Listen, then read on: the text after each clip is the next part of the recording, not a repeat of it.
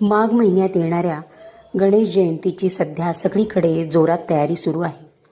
असेच रस्त्याने जाताना एका गणेश मूर्ती कार्यशाळेत ही मूषक अर्थात उंदराची वेगळीच मूर्ती पाहायला मिळाली.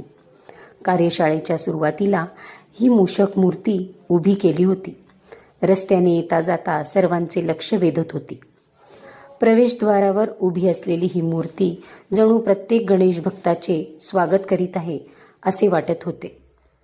गणपतीचा सण, मग ती गणेश चतुर्थी असो वा गणेश जयंती किंवा दर महिन्याला येणारी संकष्टी चतुर्थी, प्रचंड उत्साह निर्माण करते, भक्तिमय वातावरण तयार करते. गणपतीच्या या सुंदर सुबक मूर्ती पाहतच राहाव्या अशा होत्या. विघ्नहर्ता, बुद्धी समृद्धी देणारा, जीवनातील अडथळे दूर करणारा हा गणेश, लंबोदर, विनायक, विद्या व कलेचा संरक्षक असलेल्या गणपतीची पूजा करून आपण सर्वजण गणेश जयंती उत्साहाने साजरी करू. या मूषक मूर्तीपासून नजर मात्र हटत नव्हती, नवल वाटत होते.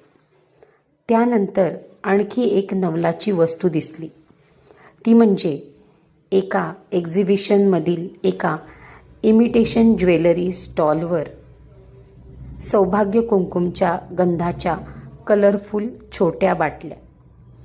लहानपणी आम्ही याच्या वेगवेगळ्या डिझाईन्स बनवत असू. रावले नाही, एक विकत घेतली. घरी येऊन बघितले, नाव पण सुभद्रा, माझ्या आजीचे नाव. अशा जुन्या गोष्टी पुन्हा मिळाल्या की नवल वाटते.